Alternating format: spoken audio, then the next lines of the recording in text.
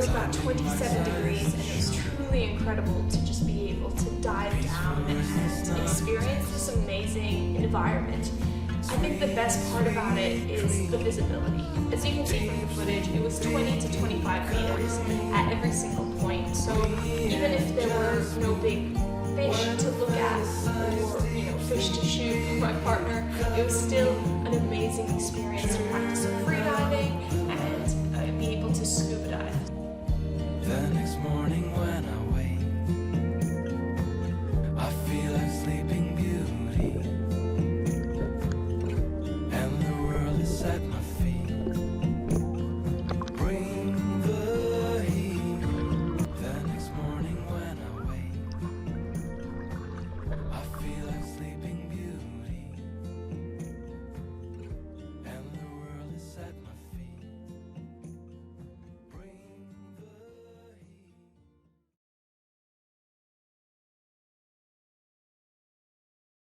So we went on a couple of scuba dives. I did a little guide scuba dive for one of the other guests on the boat, and then I also did a bit of a deep dive to 30 meters with my partner, and that was amazing. I mean, again, the visibility was 30 meters, and you can just see how that particular point of the reef, this was back at Diamond, was extremely healthy. It was a wall of reef, and there was just fish everywhere, and the coral was beautiful and so brightly colored. We also did a night dive, which was extremely fun.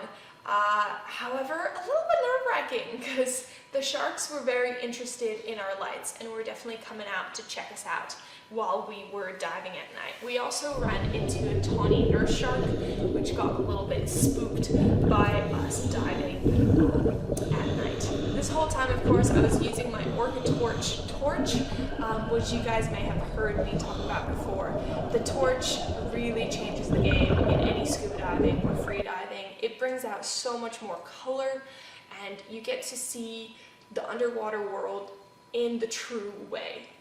Because, as you know, if you descend 10 meters below the surface, you are losing majority of the reds, and then you lose more and more color the deeper you go. With the torch, you kind of bring back the color. On the night dive as well, the torches were fantastic. I didn't have to recharge them the whole time I was on the boat, and I could just use them every night dive and most of the dives. I feel like Sleeping Beauty,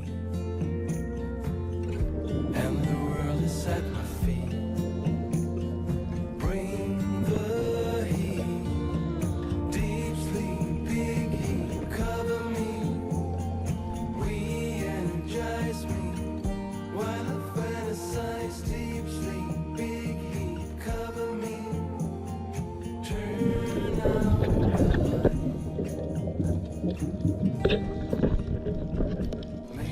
This whole time that I was on the boat, I was wearing my Adreno wetsuit, so you would have seen some of the footage already in my salt wetsuit review, where I got to talk about my new wetsuit, and it was absolutely amazing. I was so warm, but I was so warm that I had to just wear the top and have just my Ningaloo swimwear leggings at the bottom.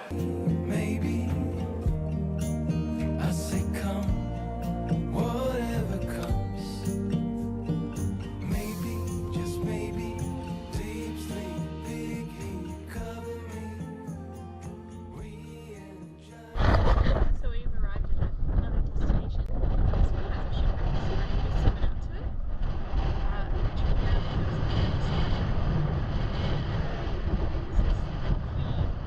This is the Queen Cristina shipwreck. Yeah, look, I can't see too well. Oh, so far this is all the trash we've gathered from all the cays and islands we've stopped at, and then we have another 4 bags just waiting for us on diving. Alright, time for another snorkel.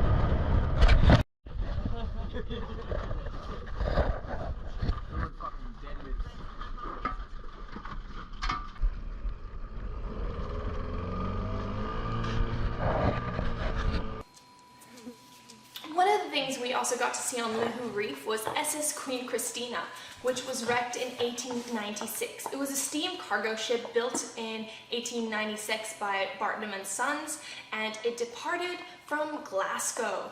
And then, yeah, she was trying to get to Australia. It was a United Kingdom ship, but unfortunately, she hit some shallow rocks in Lihu Reef and sunk. It is very shallow.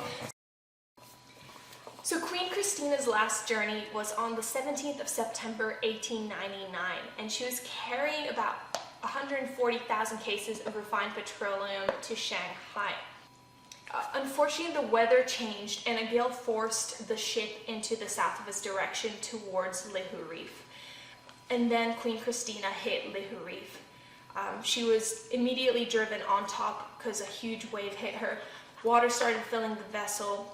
The pumps couldn't fix it, and while the weather subsided in the next 2 days, she stayed on that very spot on the shallow reef, and they couldn't get her to refloat, and she stays there to this very day.